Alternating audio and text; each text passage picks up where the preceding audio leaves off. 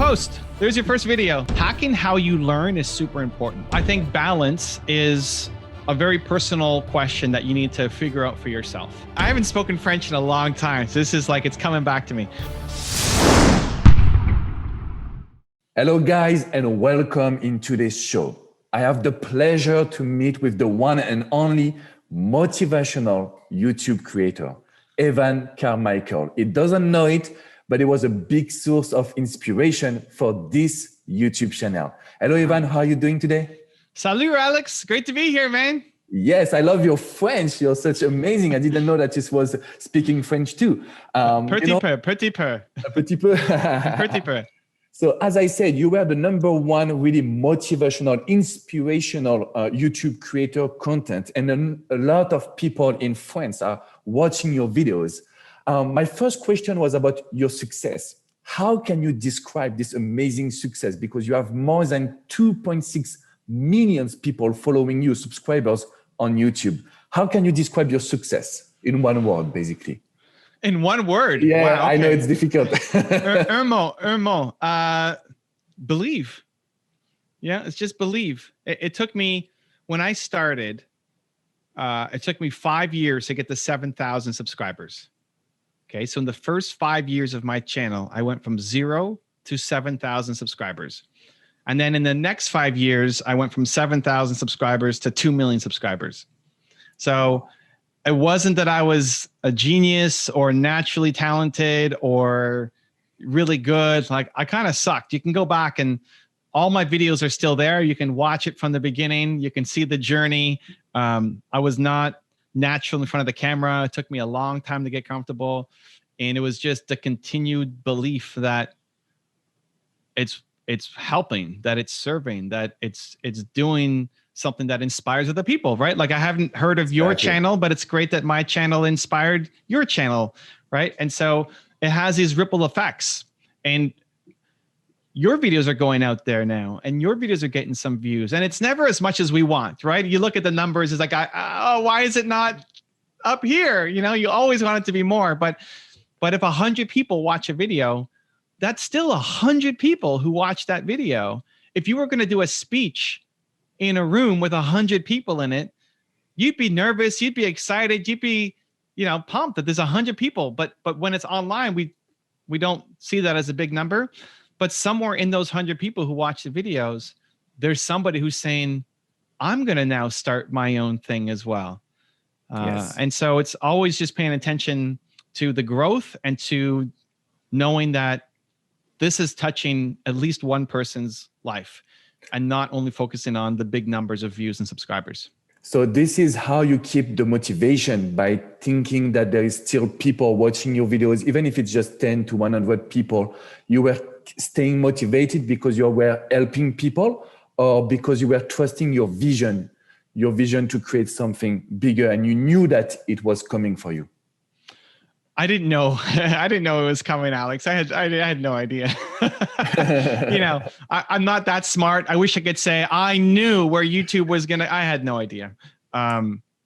It's just feeling that the work that I do matters, and so it's paying attention to that 100 people watched the video, or that 2 people left a comment. I would respond to every comment. Every comment meant something to me. Meant so much at the beginning. It's like, oh, somebody cares. Like, this video that I put so much effort into, it touched somebody's life. It had an impact. And even now, that's still what feels better, right? So, we've had 300 whatever million people watch my videos. I don't know what that means. That's the whole United States population. Yes. I don't know what that means. But hearing you saying, hey, I started this channel in part because of your videos, that means something to me. And so I always just focus on the stories that are coming out of it, because at the end of the day, what everybody wants is to feel like the work they're doing matters. You want to feel like you're going to wake up today and do something that matters, that will touch somebody else's life.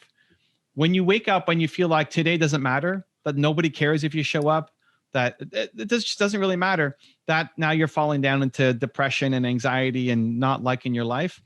But if you wake up and feel like, hey, today I'm going to make something that could inspire somebody else, it gives you more motivation, it gives you more energy, it gives you more momentum, and it gives you the courage to keep going.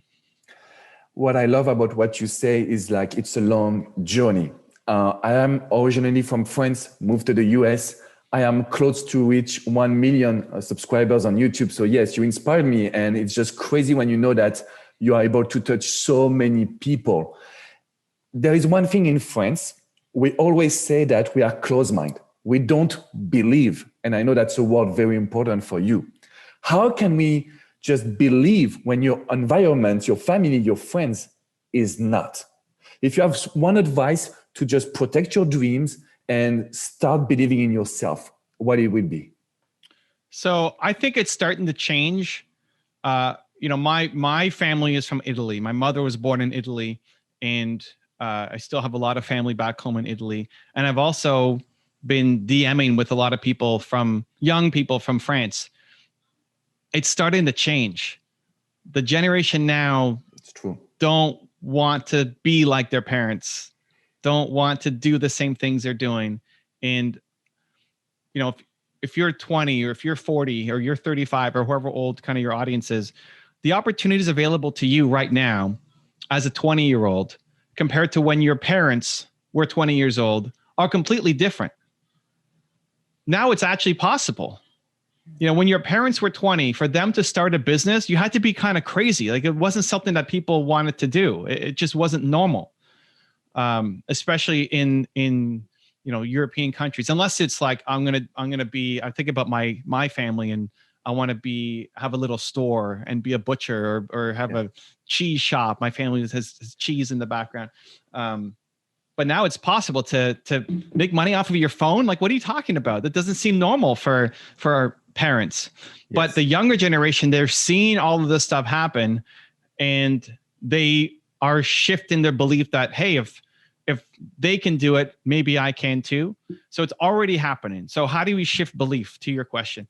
Number one is being around the people who inspire you to believe more in the thing. So watching Alex's videos will help you believe a little bit more, to say, hey, it's possible, right? Because if you're only hanging around people in your family who are telling you, you can't do this, you can't do that, play small, go be a doctor, go do these things, then that becomes your mindset. So it's opening up your mind to all the people, whether that's local entrepreneurs, or you go to the internet and you can learn from Alex, even though he's in the United States right now, right? Yeah.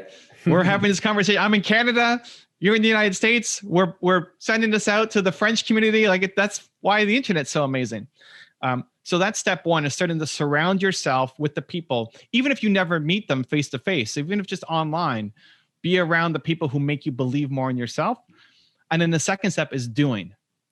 Find some small way to just get started. If you want to start a YouTube channel, don't worry about the perfect microphone and the perfect lighting and the perfect camera and all, right? Take out your phone and record your first video. And you don't know what you're going to say. Great. You pull out your phone and say, hey, I want to start a YouTube channel.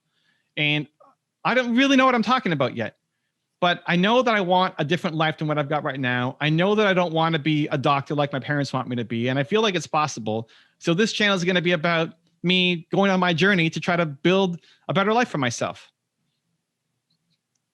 Post. There's your first video, right? Like, done. Now keep going. And in that process, one of the biggest things missing is just momentum, where I think a lot of young entrepreneurs now, in Europe especially, are like seeing that it's possible, but they're not doing any steps. Yes. And that becomes frustrating for them, because they know they're capable of more, but they're not taking the actions to get them closer to their goals. And one piece of advice that I will share with them that changed my life is to read books. Because when you go to college, high school, you don't want to read. This is just annoying. This is boring. But I found that there is such amazing books outside. And when you read them, it just changes your mindset. This is for me just another education. There is the school education. There is the life education that I just did it on my own, made a lot of research. And I was on Amazon looking at books. And I know that you wrote some books. There is the new one, which is Built to Serve. Something very special about your books is there is... Wait, how would we say this in French? So basically this will mean on est construit ou créé pour servir. Créé pour servir. So, okay, that created to serve more than built. Yes. Yeah, because construire is more like building. exactly. Yeah. It's more created to serve. Okay, I like it. Okay. So before to talk about this book, my first question was, it's crazy. On all of your books, you have 5 stars. So this is just blow my mind. So I wanted to ask you, what makes your book so special? And this one, the last one, because build to self means a lot for me. When I first started, I didn't understand what was my life mission. Now it's been 10 years. I help people and I know I'm built to serve. So I want to know what is the success in your books and why this one is special for you. Right. Construire à créer. No. Créer pour servir. No, créer pour servir. Right. Okay. Construire is to build. Right. Okay. I'm gonna get it. Get it. This is good. I haven't spoken French in a long time. So this is like, it's coming back to me. So one, I think hacking how you learn is super important. So it used to be that the only way to learn was through books.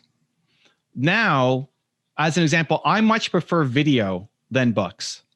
I used to read a lot because it was the only way to learn.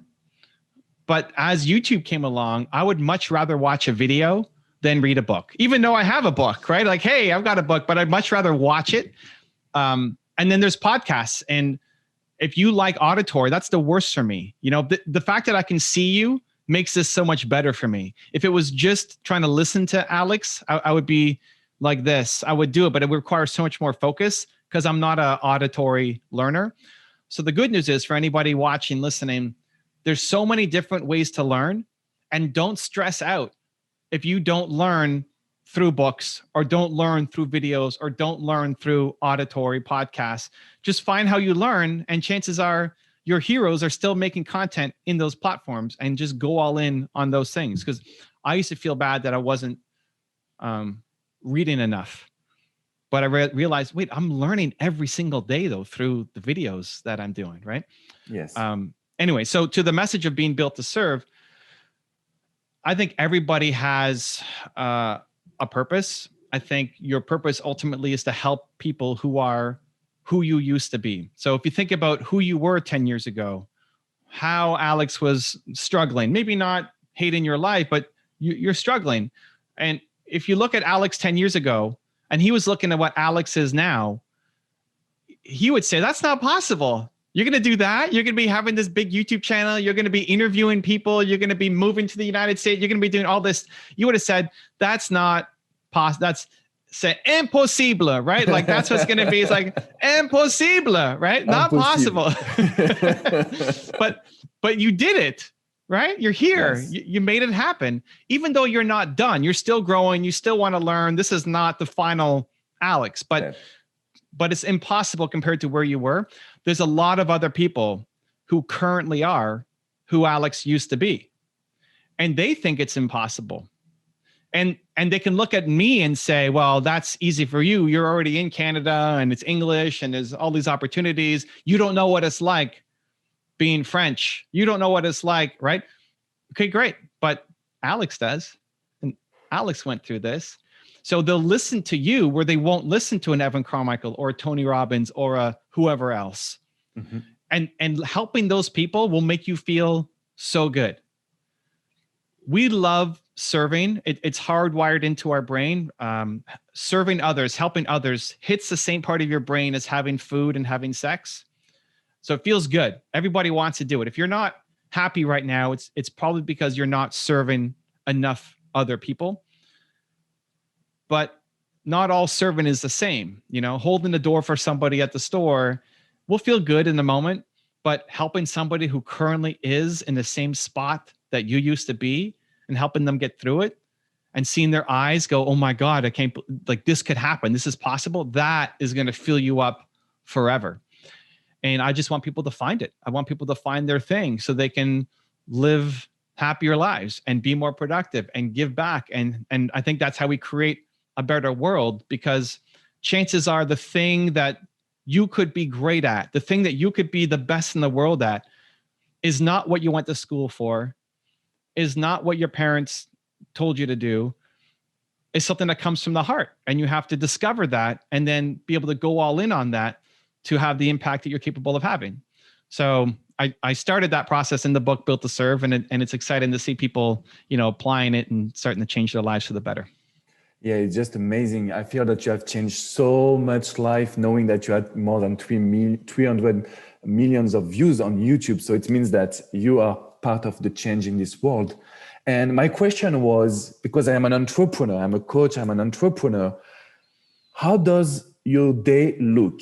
So what is a day for you? Do you work like crazy? How do you manage your life? Because you're married, you have a kid. So how do you manage this life? How does it look to be Evan for one day? It's funny how even the word entrepreneur comes from French, which is entrepreneur, yes. Right? Entrepreneur, like between us, right? That's what it is? Yes. So it's you own the word. Come on, French people, you own the word. We need to see more French entrepreneurs standing up.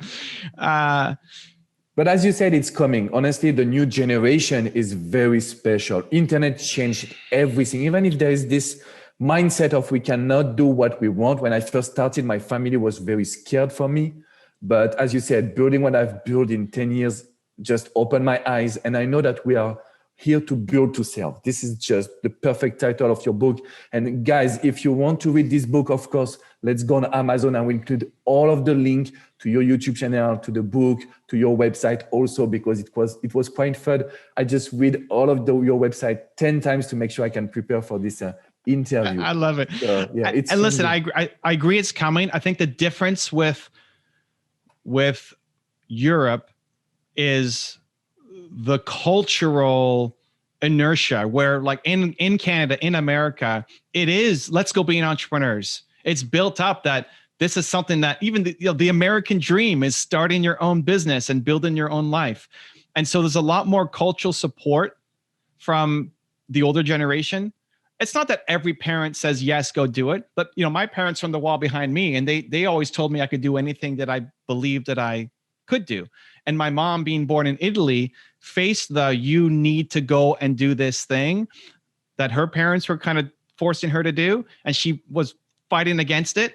And so she wanted to make it easier for me and my two sisters to say, hey, do whatever you want and have that parental support. So I think in North America, we have the culture of entrepreneurship more built in from previous generations, where in Europe, there's still the fight.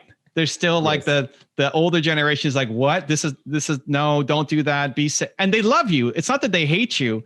They just have a different version of success.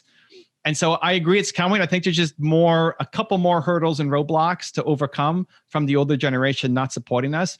But I think that becomes the game. At some point you have to decide, are you going to live your life, or are you going to live the life that your parents want you to live, or your grandparents, or your school teachers, or whoever's around you? At some point you have to say, I'm an adult now. This is my life. This is c'est mon vie. Powerful. Is that right? Yeah. C'est mon vie. C'est ma vie. C'est ma vie. Oh, we almost got it. Okay, C'est ma vie. okay, We're close. okay. We're trying. We're trying. That's very good. It's very powerful what you share. So thank you so much for sharing all of this wisdom, because it means a lot. How does it look your day? So okay. One day in your life.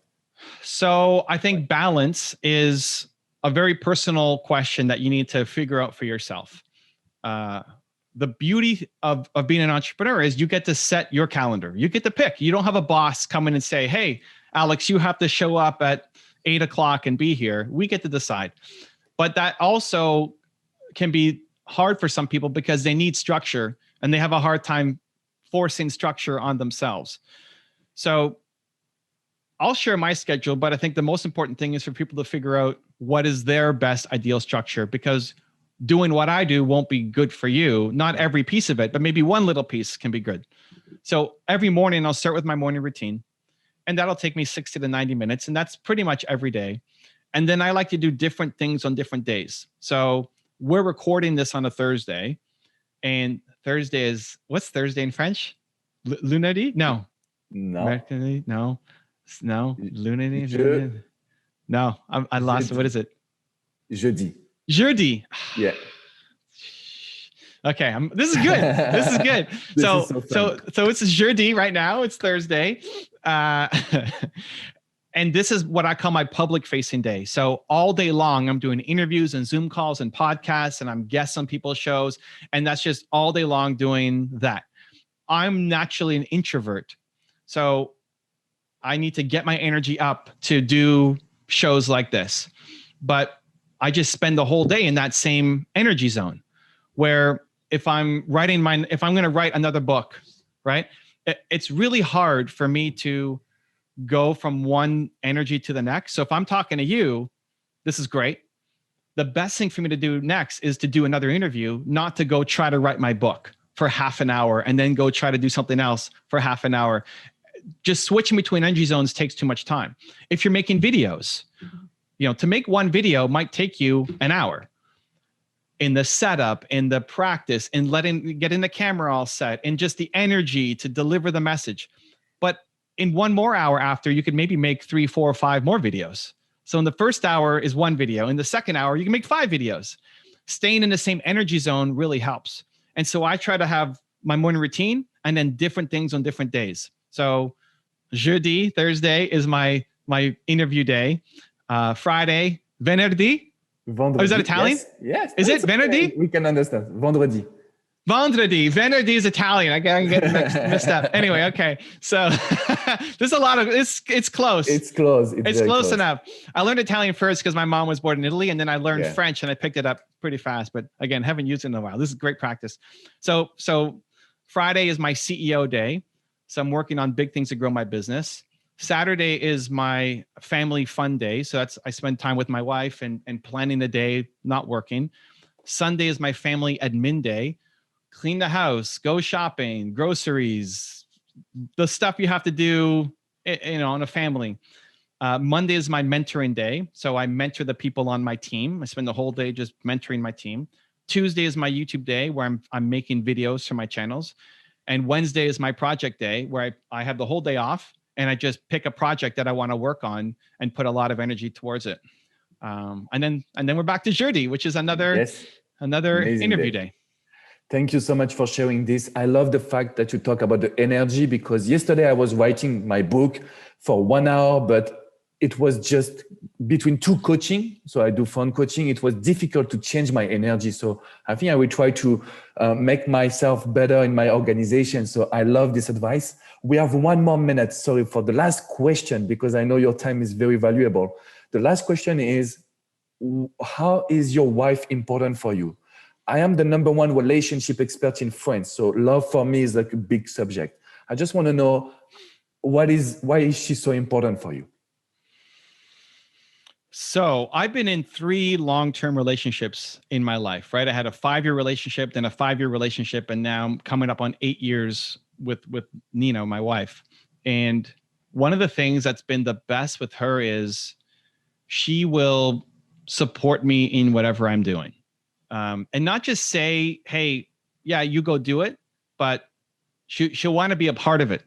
So my first 2 relationships, they wouldn't bad talk anything I'm doing, but it was my thing. Okay, you go do your thing and I'm going to do my thing. And so I just, for 10 years in 2 relationships, that's what I got kind of default used to. And then when I told Nina, yeah, I'm going to go do this seminar here, and she'd say, oh, can I come? Like, you want to come? You're like, yeah, but there's nothing to do. I'm just going to no, I want to come see you do your thing. Oh, okay, sure. Come. And so that was really awesome. I didn't realize how much I actually liked that or missed that or needed that, because I just defaulted to say, okay, I'm just doing it myself. That's fine. No problem. Nina, so how our relationship works is I usually come up with the crazy ideas, and Nina always is willing to try pretty much anything once. So do you want to go to the ice bath workshop with Wim Hof? Yeah, I'll go do that. Do you want to go to meditate with Sadhguru in Philadelphia? Yeah, let's go do that. Do you want to travel across the United States for 90 days in 23 cities and do workshops and yeah, let's do that. So that's how it kind of works out, which is great, because she doesn't come up with a lot of crazy ideas herself, but she likes the adventure. And I come up with crazy ideas, but would just go do things by myself. So it ends up working out super well. I think the communication part is super important. One of the things I didn't do a good job of at the beginning was just explaining what happened during my day, because she'd always be curious about what happened today. And I have no need to share Talk about it. Yeah. Yeah. It's like, it doesn't help me. It doesn't take weight away. It doesn't make me feel better. So I have no need to share. It's like, well, why do you want to know that? I don't, it doesn't matter, but it really mattered to her. So I had to always explain, and I had to think, okay, before she's come, now she works, with me in the business, but for the first 6 years or so, she didn't. So I had to, when she came home, think, oh, what actually happened today? Oh, I talked to Alex and he was great. And here's what we, I had to remember what happened and share, because it was important to her, even though it wasn't important to me. And so that communication became super important. And I think as entrepreneurs, we struggle with this because we get locked up into our mode of trying to deal with problems. And when somebody can't help us, like my wife couldn't help me solve this problem, so I'm not going to bring her in because I want to solve this problem. But then we're kind of emotionally shutting off the relationship. True. And so when she actually understood what was going on, even if she couldn't help, she could support, she would understand, she didn't feel excluded. And that made our relationship even tighter. That's amazing. Thank you so much, Evan. It was a pleasure. It was so amazing to have you on this show. And I hope we can connect soon one more time. Take care of yourself. Merci beaucoup, Alex. Bye-bye, Evan. Au revoir. Take care. Have a nice day. Bye-bye. If you want to see another awesome interview I did, check the video right there next to me. I think you'll enjoy it. Continue to believe, and I'll see you there. People just quit too soon and they're trying to be too perfect until they never get to where they need to be. How do you find the balance between really listening to the who, to the truth, to the self,